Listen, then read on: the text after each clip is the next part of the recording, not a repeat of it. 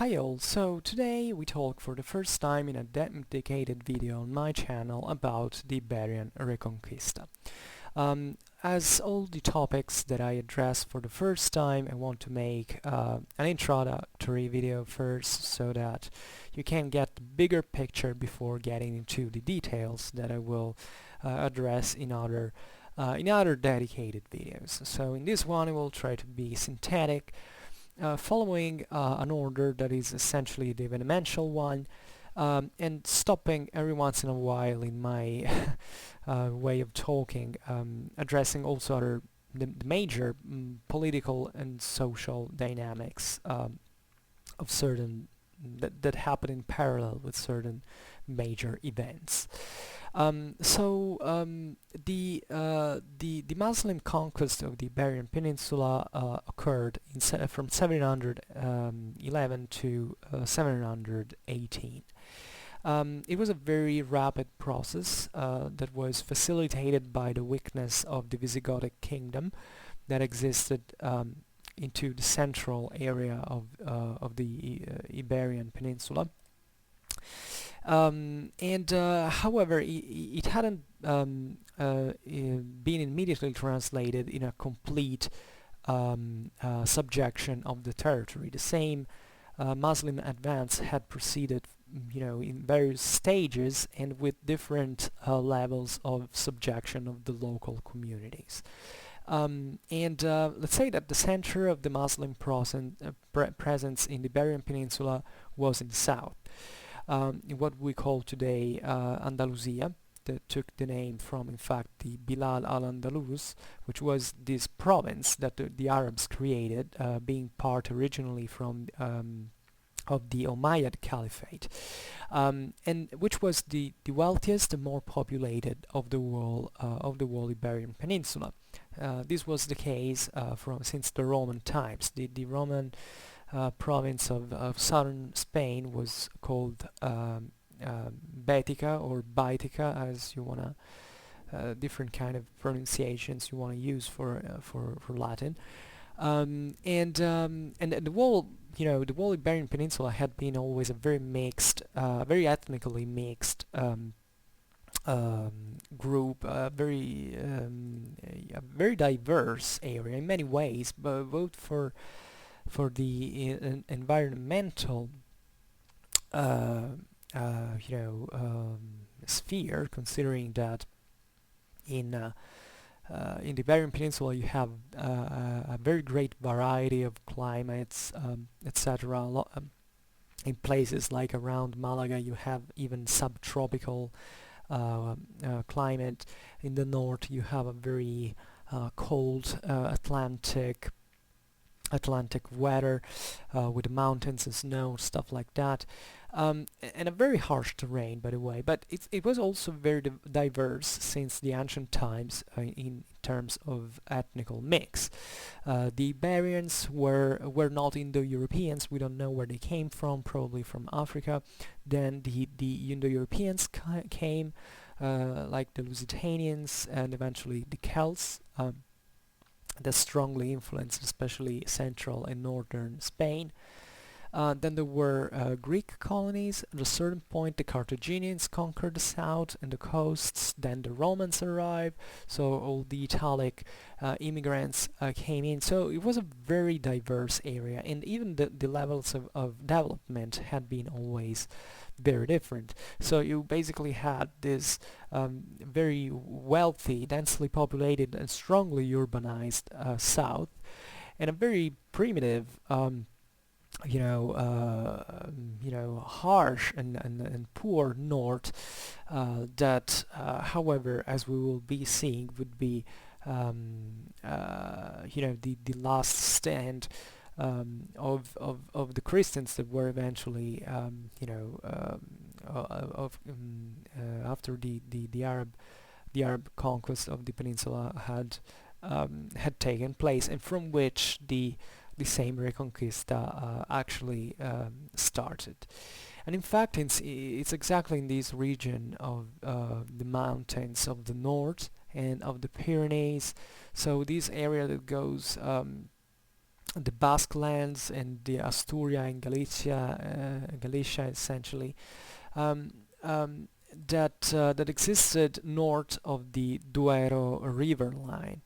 Now, if you look at the map that I presented here, you can notice that every color of the map corresponds to a different stage of the Reconquista. So you have, longitudinally speaking, these bands of territory there that progressively arrive from north from the north of the peninsula to the south. And if you check, you basically see that these bands correspond roughly um, to certain borders that are made up by the rivers that cross the Iberian plateaus. So here you find the Duero, the Ebro, the Tagus, the Guayana, and the Guadalquivir. So these are the major the major Iberian rivers, and this is for making you understand how even the territory strongly influenced the whole Reconquista warfare, for instance, and military operations alongside with the political ones. So the Arabs managed to conquer almost all the peninsula except for this green area that was even thinner at the beginning of the 8th century. Now even the borders don't have to be intended as so strictly, as if there was a line, because the concept of frontier implies that there wasn't really a single line that you could say, this was Christian territory, this was Muslim territory. Also because the local aristocracies would be pretty mixed themselves, and they would play quite often also in very dual ways. There were definitely Christians fighting for the Muslims and Muslims fighting for the Christians, and we will be seeing this in detail. And this is the usual problem of, especially of medievalists, of not being able to represent and map a political situation that was in fact too complicated to be portrayed cartographically. And it's in this green area that Christians start the Reconquista. Actually, as I was saying before, this northern region had been mostly, inhabited by peoples who had escaped even the authority of the previous political entities. Like the Visigothic kingdom was a very weak entity at before the Arab invasion. Basically, the Visigothic kings couldn't even control something that went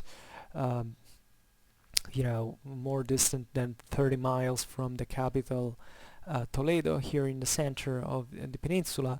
So these regions of today's Portugal and here Lyon were in a certain sense always very different from the ones of the center and southern Iberia, and this happened since the Roman times. And however, during the Arab advance, there would be a huge number of refugees, especially of Christian religion, that would flee to the north.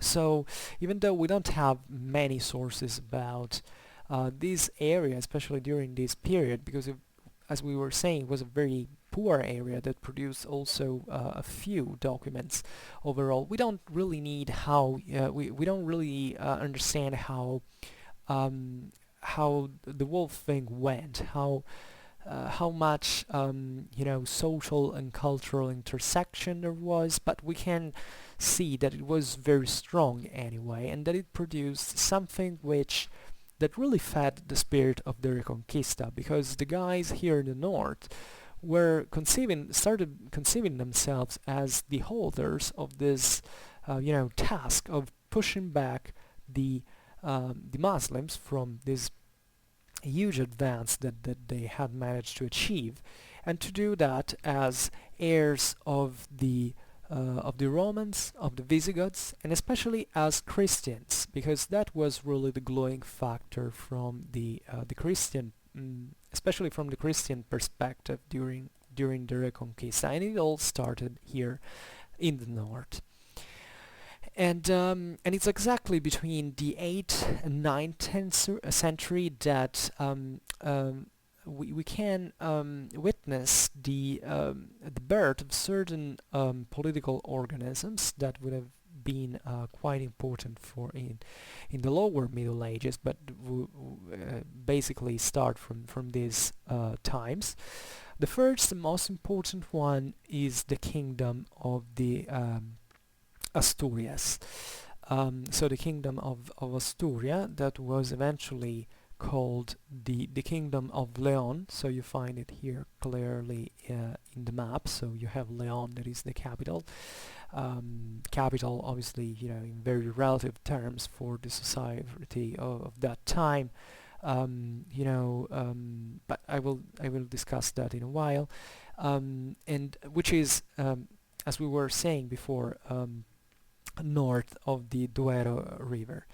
Then in the east, in northeast, you find instead the kingdom of Pamplona, or also known as Navarre, essentially. That is in the high valleys of the Pyrenees already. So, in a very decentralized position, even. In fact, for the further Reconquista developments, and even even more east, other minor entities, among which there were also the certain counties that had been created by the Franks. The Carolingian Franks had in fact conquered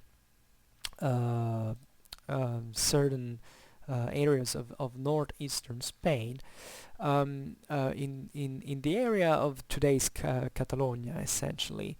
And among these counties, a dominant role would have been achieved by the one of Barcelona. So even at this time, that was so important as a city, which would have practically following in the following centuries, it would have unified the territories of the so-called Hispanic Mark. That was this area that had been created as a mark by the Carolingians. You know that the mark is a political, political and administrative repartition of the Carolingian world that is located on the frontier and that has a strongly military character. Because indeed the Carolingians had been fighting against the Arabs that from Spain launched raids all over Aquitaine and Provence, and had basically choked their way south of the Pyrenees by creating the Catalonian mark, and it's very interesting because also for another reason, because during the Reconquista, the Frankish political and social system would have largely been acquired by the rest of the Christian political entities. And in fact, there is a very strong Frankish influence into these Christian kingdoms of the north. Now, we are talking about kingdoms at this stage between the 8th and 9th century, but it was something much less unitary than a kingdom. They were essentially lordships that rose from, certain prominent aristocrats that had evidently the means and the strength to achieve a certain status with their military retinues and power, but at this stage the whole Christian north were still divided between many little princedoms and lordships, and although the Reconquista against the Muslims really begins at this moment, it was very often, as I was saying before, it happened very often that the that Christians would fight against each other, and that would continue essentially throughout the whole Iberian Middle Ages. And it also slowed down the same process of Reconquista that, especially from a certain time onwards, could last much less centuries than it would practically occurred. During the 9th century, the Christian states, however, are able to develop up to the point of managing to resist against the military expeditions organized by the Emirs of Cordoba. That was in fact the capital of Muslim Spain at that time. The Umayyads had been basically had managed to maintain only in Spain of all their caliphal territories, because the caliphate had been taken over by the Abbasids, who had their center in Syria and later in Mesopotamia. So the Umayyads remained in southern in southern Spain at this time, and created what was their own caliphate in Spain, with Cordoba as a capital. And the Caliphate of Cordoba was a pretty strong political and military entity at the time, especially if you compared it with the the relatively slow and weak statal entities of the Latin Germanic West. You had you find in the Emirate of Cordoba a state, a real centralized state with a permanent professional army, an efficient fiscal system that could fund it. And therefore it was a very fierce enemy, and it's impressive how the Christian states in the north managed to resist against the Muslim attacks. It should be also, however, stressed that the same distances that you can see here, geographically speaking, and the fact that the greater resources and of the Muslims were concentrated in Andalusia, would make it it really meant that for the Muslims it wasn't that easy to finish to conquest the whole peninsula.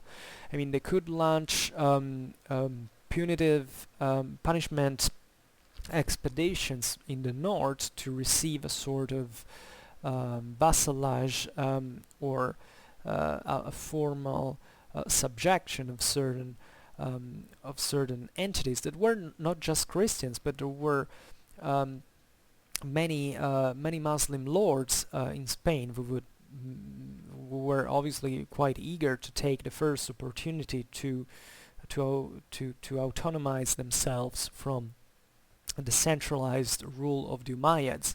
So this kind of warfare, more than a massive conquest like one has to might think, it was something much less frequent and much less grandiose as you can imagine. Obviously, the Christian sources would stress, just as the Muslim ones, how big the enemy armies were, and all this stuff.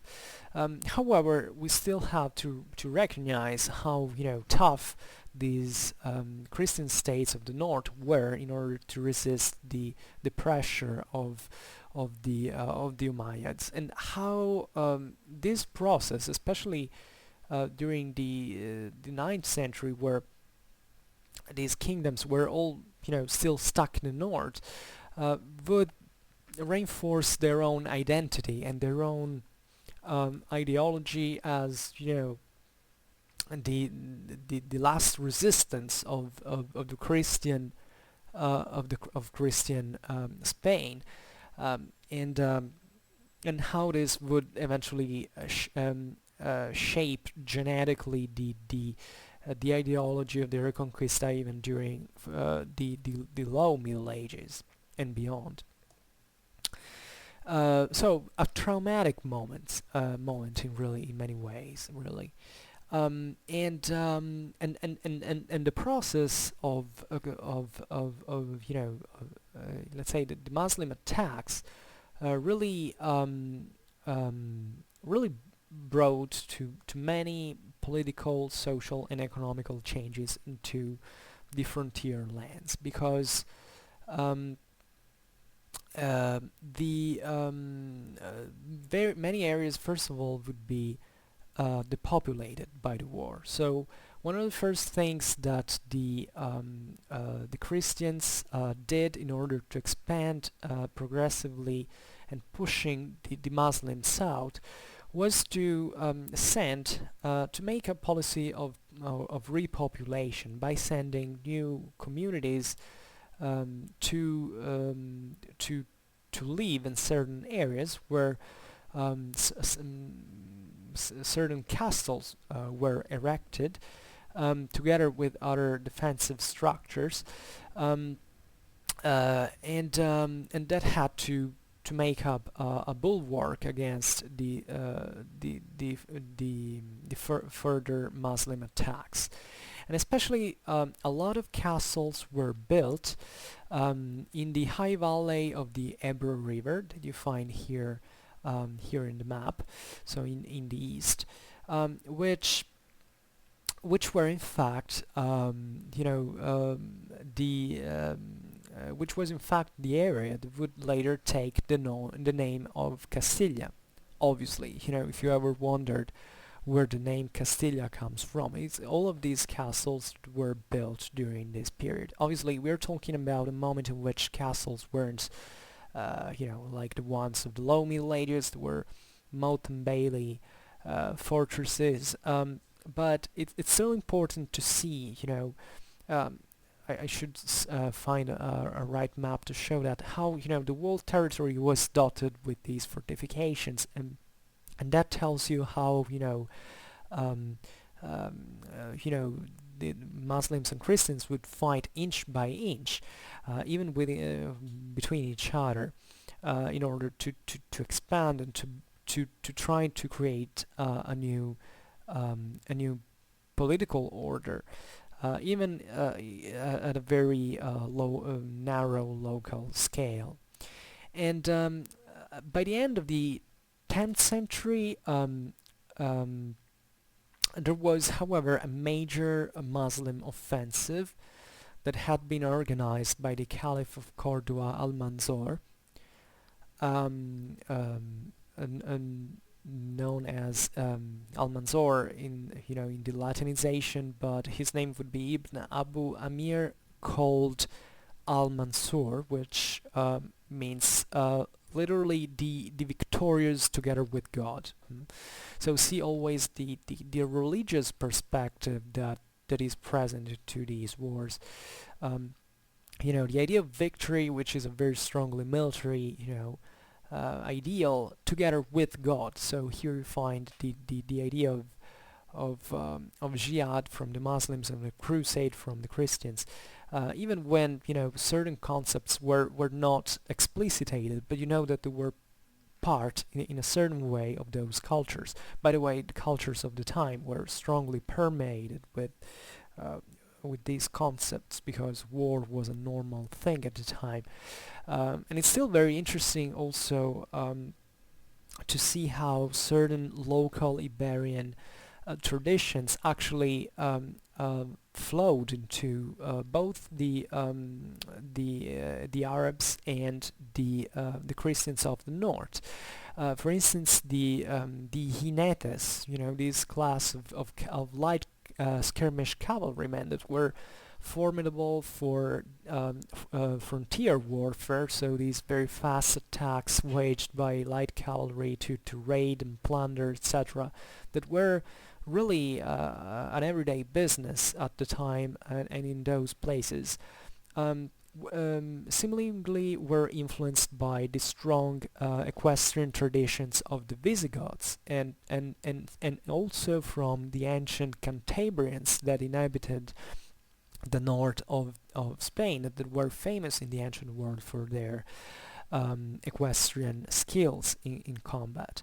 So an area that sometimes we see just as Christians versus Muslims, but it wasn't really that.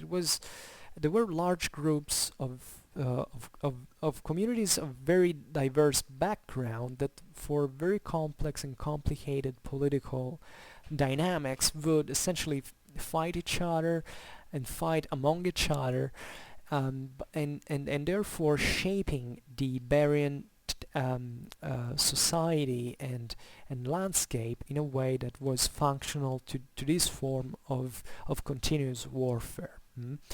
This is very important really in the world picture to understand. And Al-Mansur basically launched a huge offensive which that caused the fall of the major Christian cities of the north. So Barcelona, Lyon, Pamplona, and Santiago of Compostela.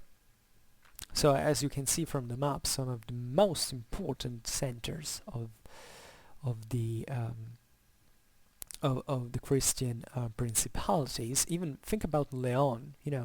Look at how up they went, up to Pamplona. So it seemed at this point that the Muslim offensive would really, give the last blow to the Christian resistance, but so it wasn't, because as was saying before, it was very difficult to make these further conquests into translate these conquests into a permanent occupation of the region. So more than occupying these areas that eventually were quite often located in very harsh terrain, so with garrisons that would have been easily surrounded and knocked out in afterwards, the favorite strategy was the one of the of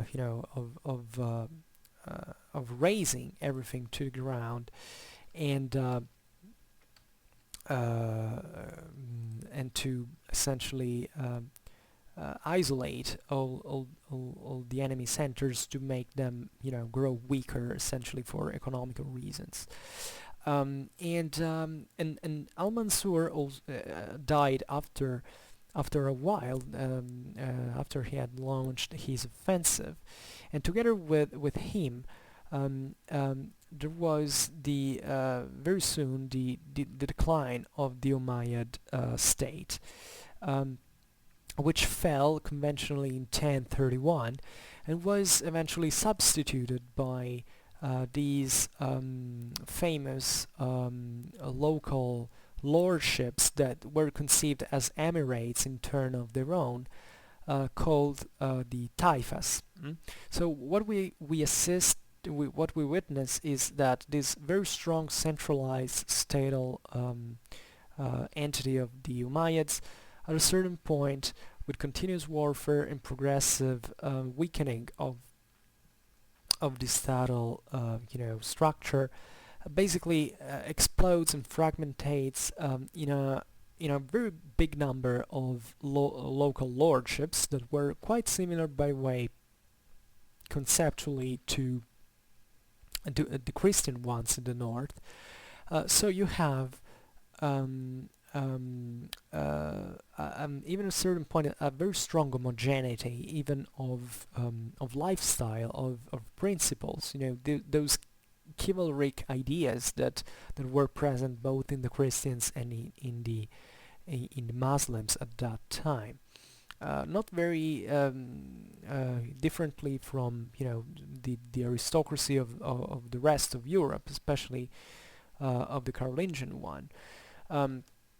This happened, we don't have the time to explain why the disgregation of the Umayyad Caliphate actually took place, but just know that it was a process that derived from political and social causes, as always, that however were that really derived from an homogenization of that was occurring into these communities in many ways, for economical reasons, for for many reasons combined, that however would make the face of these local lords in Iberian Peninsula, whether they were Christians or Muslims, are really very similar.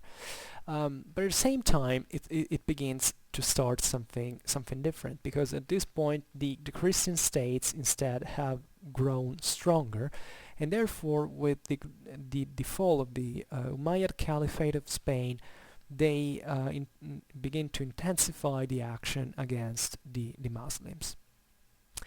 And therefore, at this point, the Reconquista assumes for the Christians a very different meaning, because it wasn't just, up to that time it had been mostly a fight for survival. Now the most powerful and ambitious Christian entities can start thinking bigger, and in planning an expansion that is not just at the expense of the Muslim lords that now are weaker because they are divided, and therefore are often easy prey of the Christians, but also to aggrandize themselves as rulers and in strengthening their own lordships and even their own kinship when they're able to achieve that. And there is a very strong political action against the Muslims, which is comforted also by a not less intense religious one. And this is, by the way, a moment, so we are at the beginning of the 11th century, in which Christianity is expanding everywhere, and the Iberian Peninsula, as we have seen, does not make exception. And the Christian Iberians of the north begin to establish always more intense relations with Frankish Europe, and this is the moment in which the Frankish models, especially in the political, military, and social asset of their kingdoms, start to be imported. If you see by the 11th or better in the 12th century, it's very you understand that the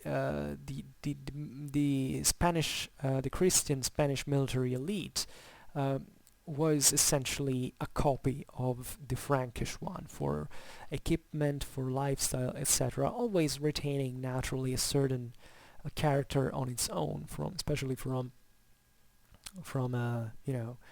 the point of view of customs, of certain traditions, etc. The major objective of the Christian princes of Spain was to intensify obviously the push against the Muslim bloc that, although divided, was still very formidable, and gaining even the help of other Christians. This is the moment in which the Spanish start hiring Frankish mercenaries from Central Europe. They start asking for the naval Italian intervention along the eastern Spanish coast that is starting to be freed, especially by the county of Catalonia. So they try to engage a great part of Christianity in joining their own political action, and that tells you that they had the means that were required to hire help, military aids, etc. This obviously comes along with always a stronger influence of Rome in the affairs of the Spanish Church, the Spanish Church, especially before the Arab conquest, had been very independent from Rome. So now Rome said, okay, we support your crusades, we send you help from the Frankish kingdoms of Central Europe, but you accept the Pope as the legitimate authority. This was the moment in which the Gregorian reform was taking place. So and the Spanish were always quite receptive from that point of view, because they knew that in their condition that would have been a help, even if that meant to sacrifice the autonomous disposition of the local clergy that would be increasingly often chosen by Rome. And although the Reconquista, especially from a cultural point of view, explodes ideally into this century, so the 11th one, we have to think that the objective of the Iberian sovereigns wasn't in practice the extermination, and not even the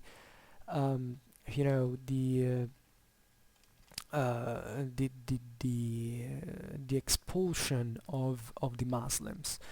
We like to conceive, this chapter in history like others, where you find that there is a very big clash between two blocks that are supported by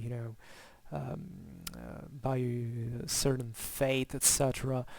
But the really the reasons and the dynamics were quite different from a supposed clash of civilization, and there was much more interaction between the Muslims and the Christians than we commonly believe. And what the Christian kings of Spain really wanted was actually the political subjection of these taifas, because that was really how it worked. Alongside all medieval history, you have to think that the means of coercion were quite weak, generally speaking, because the military campaigns were brief. There weren't enough resources to wage them. It took a lot of time and a lot of money to set them up. So it was much easier to make agreements, to develop, to play with with politics and diplomacy rather than the weapons. And if a Muslim lord accepted essentially his subjection to you, you wouldn't waste time fighting him. Even if he was Muslim, you didn't care, because all you needed was political stability. And maybe your bitter enemy at that point wasn't even the Muslims, but a Christian neighbor, and therefore as a lord you had to ensure maybe peace on the Muslim front, and instead waging war to a co-religionary. And this is how everything really played. Even such an important figure like the Cid of Campeador, which is considered one of the Christian heroes of the Reconquista, he was really he was a great man of war indeed, but he was a mercenary. He fought also for the Muslims against the Christians. So that tells you, how the average really was at the time in this frontier area. It was mostly about individual convenience, and the religious matters were often very little influence, and you can see that even in the local communities that weren't strictly divided between Christians and Muslims, but they even had certain commixtions. Some of them wouldn't even maybe know whether they were Christians or Muslims in certain way. Without mentioning that after the Muslim conquest, you don't have to think that all the Christians in the south had been replaced. First of all, there were Christians, although persecuted and discriminated, but still living in the Muslim lands, sometimes even with greater benefits in practice than under a Christian lord. And maybe there were certain Christians that had converted to Islam because they didn't want to be persecuted, but they kept believing in in their own faith, in having their own faith. So the whole process is really much more complex than it seems, and you can spot how many different shades you can find from an identitary and cultural point of view into this environment. Let's say that, however, coming back from the Christian perspective, when the Muslims were subjugated because they had been defeated, the Reconquista starts, getting faster here. Also, in terms of territorial gains, there was there was called the system of the Pious, I believe that's the right accent, that was basically conceived as a tribute that had to be paid annually in exchange to protection. So you even find that the Christian lords by subjugating the Muslim communities would offer them protection in exchange for a certain quantity of money. So they would start ruling over them as if they were similar to what happened to other Christian subjects. So not a really big difference, although the religious problem was present also there. This shaped eventually especially the legal affairs. In the regions where the Muslim population was low, or maybe it had been wiped out by the wars, because this is also what happens. The Christians tended to found new cities, so by attracting inhabitants, especially into this feudal environment, by granting them allowances or exemptions. So in order to facilitate their settlement into the territory. And the local communities, however, were always meant, given the very high grade of militarization of the Iberian Peninsula at this time, to provide for their own defense, in part at least. So this is very important also to shape the future social classes of medieval Spain. So you had a lord that was normally a knight, so with his retinues, and the elite of European military at that time. You still had certain guys that were commoners that took their spears and shields and defended themselves, maybe on foot, against the enemy raids, especially when light cavalry was involved, so it was easy to fence off. And the whole expansion, Christian expansion of the Reconquista, would take this path. And by the way, however, there is to remember that a based area of the Reconquista frontier would imply a sort of desertification, or at least very wide areas would be uninhabited, not the land would have not been worked. This is the reason why in Spain, especially in Castilla, pastoralism at a certain point comes into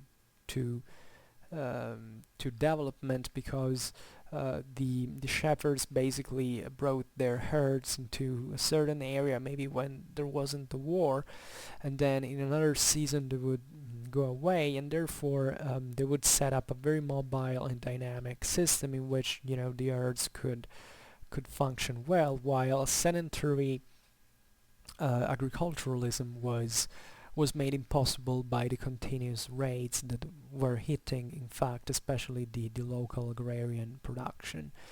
And not very differently from other areas of Europe, but just saying that differently from other areas of Europe, here you find essentially two major blocks, between the Christian and Muslim one, between which there is obviously a greater area of vacuum, let's say, where armies tend to fight, and a very few population can develop.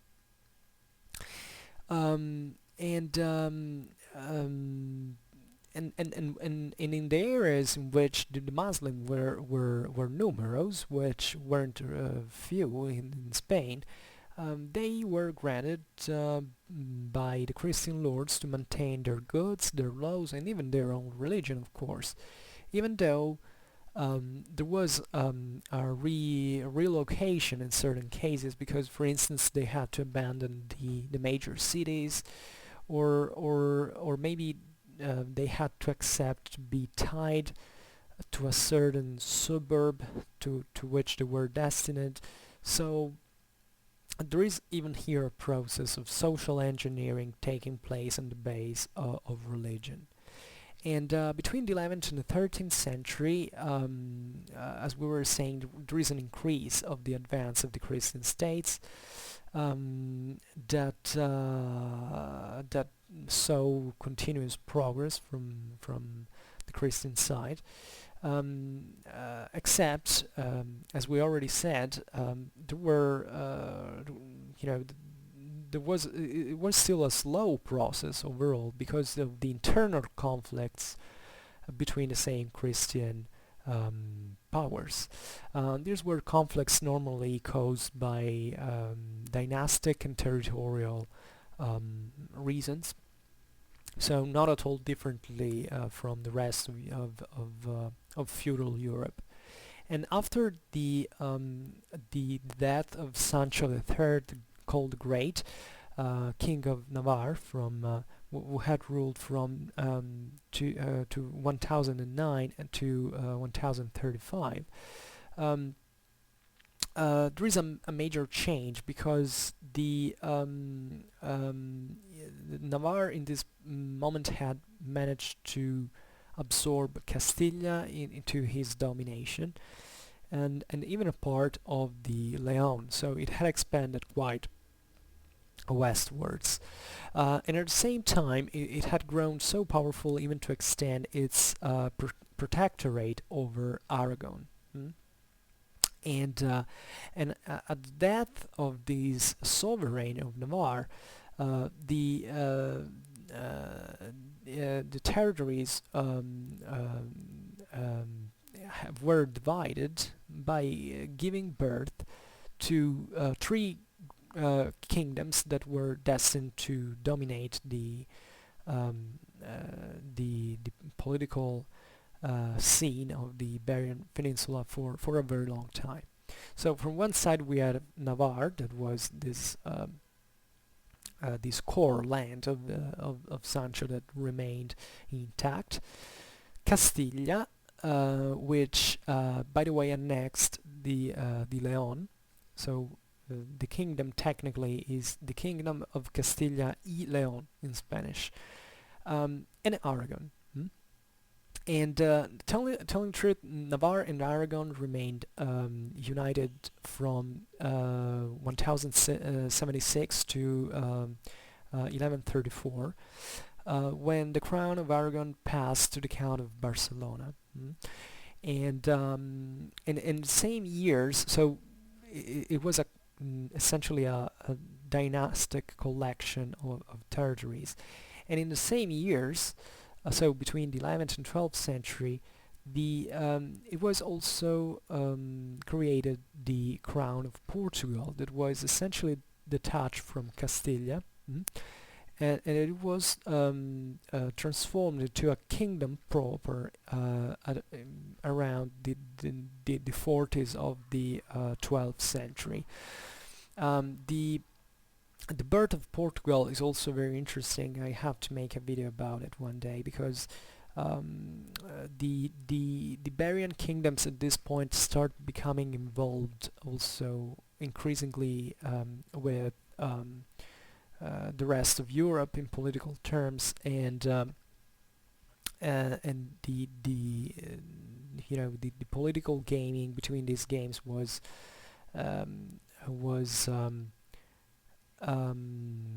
exploited by other powers, such as the church as well, that created Portugal for its own convenience sometimes. So it's interesting to think even how the political geography of the Iberian Peninsula was could essentially be a very different one if just certain influences had not occurred. And Navarre, after that, was separated by Aragon, that, as we have seen, was united with the county of Barcelona and took a very maritime orientation from at least the one it had before, was essentially cut off from the Muslim frontier at that point, because it was far in the north and it had no contact with Aragon at that point, and therefore there was no need, they didn't have any Muslim at the borders. So it's a kingdom that remains there, and telling the truth becomes very interesting into the European politics of the late Middle Ages, and even the early modern age, because Navarre at that point starts playing politically with France, and it was very important even, for instance, during the 100 Years' War, etc. So it kind of gets away from the Reconquista itself, and which instead was carried on essentially by Aragon and Castilla, and the latter especially had a prominent role since the previous centuries, when in 1063, thanks to the King Ferdinand I, was organized a very big military anti-Muslim expedition that was eventually blessed by the Pope Alexander II. And we can say that there were certain minor setbacks in the Christian Reconquista as well.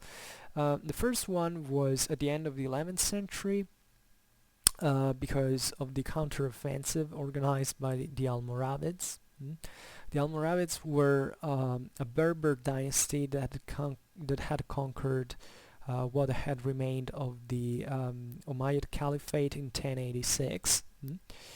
And these were peoples coming from the Atlas Mountains of Morocco, so they were purely Berbers, semi-nomads that came from Africa into Spain, bringing a lot of of African elements, very warlike elements, that however didn't seem to be able for their own culture to refound and re-strengthen the ancient caliphate in Spain, and therefore the same Almoravids declined very very fast, and another wave of Berbers invests Spain, that is the people of the Almohads, that it was this dynasty coming as well from Morocco, and that ruled over southern Spain from 1147 to 1269.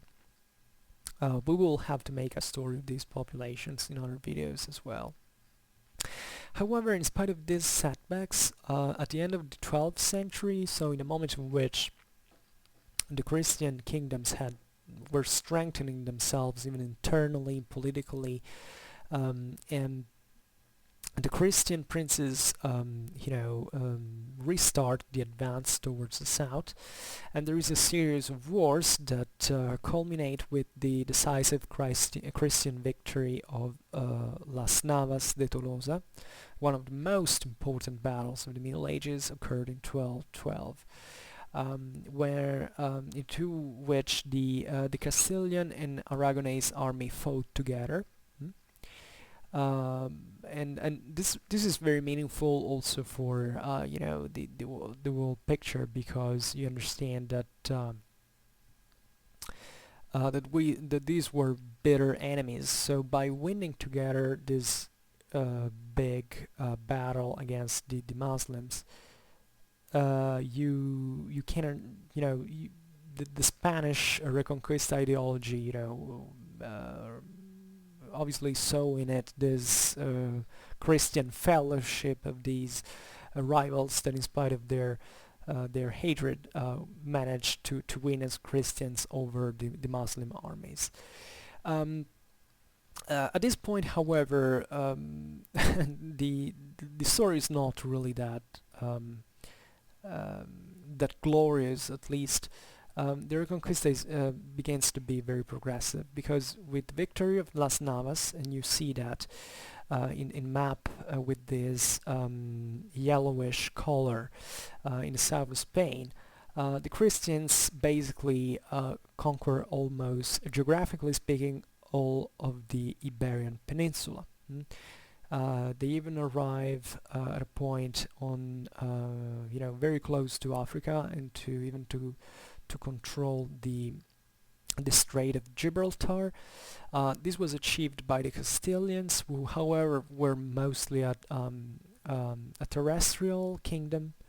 Aragon was developing a navy on its own from Barcelona, but mostly getting involved into, not in the Reconquista itself, but in, competition with the Italian maritime republics in the east. And what happens is that after this major conquest of land, the Christian kingdoms begin, more than anything, to fight each other, or at least to try to strengthen their own internal power as as monarchies, and there is very strong competition between each other, etc. So there isn't much of a great push against the last outpost in the south, that was the Emirate of Granada, and there wasn't really a great need in many ways. The Reconquista was practically concluded at this point. The Emirate of Granada basically survived famously until 1492, when it was conquered by what was at that time a united Spain, at least the sum of the Castilian and Aragonese dynastic dominions, and up to that point, the Emirate would have been essentially a client state of Castilla, especially, which was the major power in the Iberian Peninsula. So you understand how very progressive this process has been. It lasted essentially 500 years, if not more, if you consider, in fact, that it started from the beginning of the 8th century and finished at the end of the 15th. It's even much more than that. And the Reconquista would definitely shape the the identity of the Iberian Peninsula in many ways. The Reconquista also strongly militarized the Spanish society. At the time of the discovery of America and the fall of Granada, in fact, a very huge a very big proportion, I don't remember how many, but like 1/3 of 1/4 of the Spanish freemen were essentially considered as a class of knights, the so-called hidalgos. So that tells you how this title had been conceived as a sort of strong identitary symbol of all those who had fought into the peninsula against the Muslims, and that would make them knighthood in the other In the other European countries was something very different, much more related to the stratification of society. Spain was much different, and the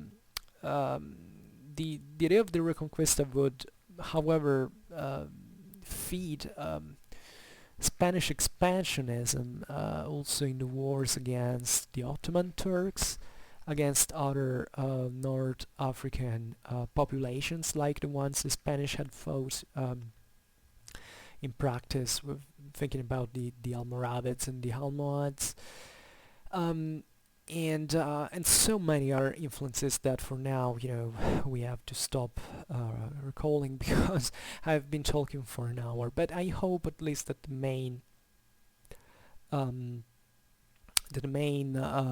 concepts were clear, and I will surely be coming back on the Reconquista because it's such an important chapter of medieval history, and it can't be ignored.